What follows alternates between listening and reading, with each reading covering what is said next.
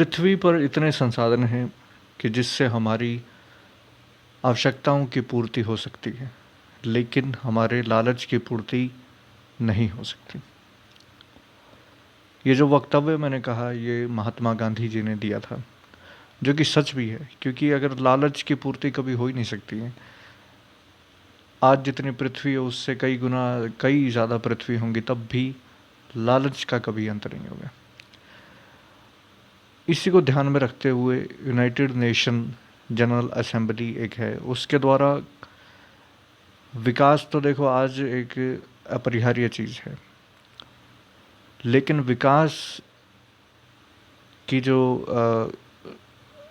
कसौटी है वो इस पे नहीं होनी चाहिए कि हम अपने पर्यावरण का ही नुकसान कर दें।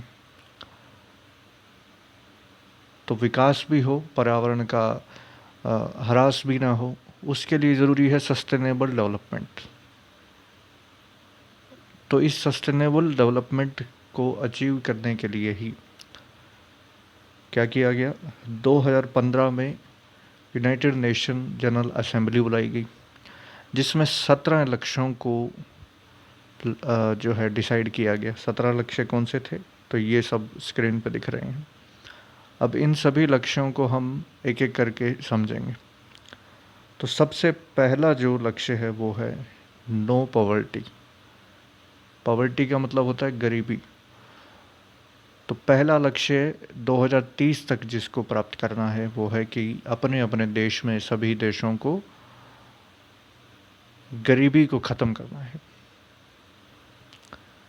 बात करें भारत की, तो भारत में जो गरीबी की परिभाषा है, उस परिभाषा के अकॉर्डिंग देश में आज भी 21-22% जो लोग हैं वो गरीबी रेखा के नीचे हैं, बीपीएल हैं, बिलो पॉवर्टी लाइन है।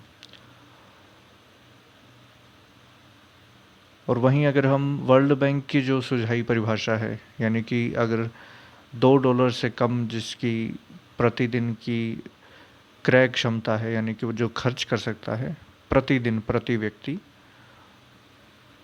तो इससे भी कम जिसकी है, यानी कि $2 का मतलब होता है 150 रुपये के आसपास प्रतिदिन, जो व्यक्ति 150 रुपये भी खर्च नहीं कर सकता, उसको वर्ल्ड बैंक गरीब घोषित करता है। अगर इस परिभाषा के आधार पर भारत में देखेंगे तो लगभग 75% आबादी गरीब है।